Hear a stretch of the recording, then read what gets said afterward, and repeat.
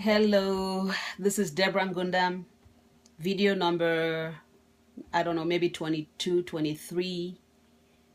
So we are at the point in the story where I just got back from Ivory Coast, from Abidjan, from the interview at for the Young Professionals program at the African Development Bank.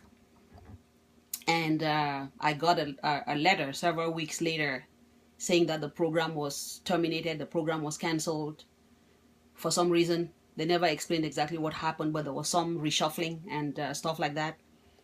So, but anyway, I started looking for a job here. There went my plans to move back to Africa. So I started looking for a job back here in the US. And I ended up with a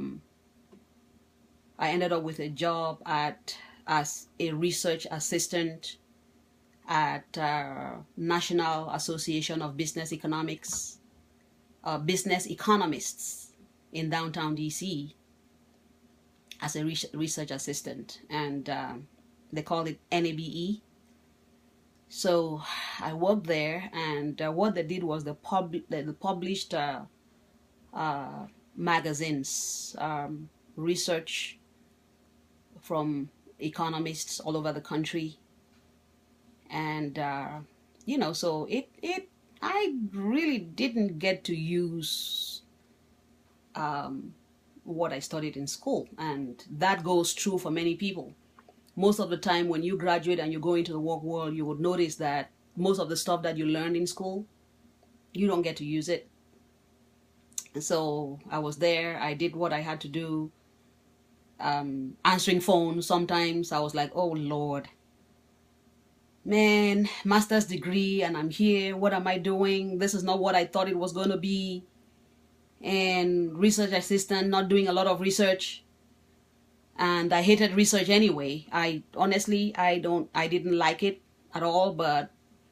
And guess what the pay was? It was like, I don't know, 25,000, 26,000, less than 30,000 for a master's degree in economics. So needless to say, I don't know, how long did I work there? 2 years? 3 years? But guess what? I bought a home. My first home I bought working that job. I don't know how I did it. With a 25,000, 26,000, I don't know, 30, I can't remember what it was. It was somewhere between 26 and 30,000. I bought a home. My first townhouse in Gaithersburg was bought when I was making 20 something thousand dollars a year. I find that to be amazing, and I'm very proud of myself for that, if I may say so myself.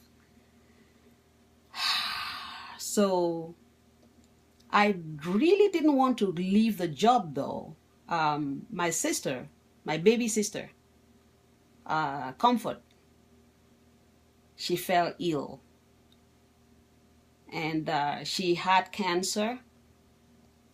She was diagnosed with cancer just when she got into the country, and she had a surgery, and the cancer, we thought it was taken care of and went into remission for several years. And she actually got married, had her children, had 2 children, went back to school, graduated with a bachelor's degree in accounting, and the thing came back.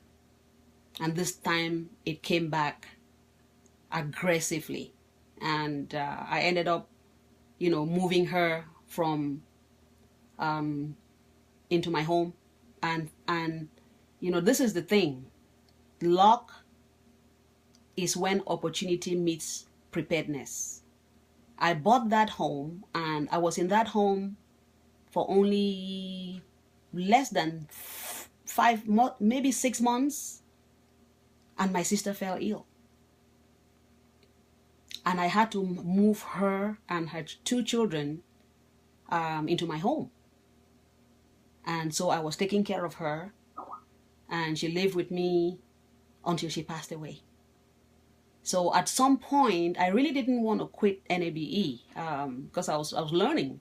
You know, it didn't pay much, but you know, I bought a home from that, and I was learning a lot. So I really didn't want to leave, but I was taking so much time away, taking care of my sister, that I told the lady, my boss was very, very great. She was a very understanding person, family-oriented person. But I later told her that I am taking so much time off, I think maybe I would just have to, you know, leave this job because my sister comes first. So that's how that job ended. So what have you had to give up because you love your family so much? I'll leave you with that thought. See you in the next video.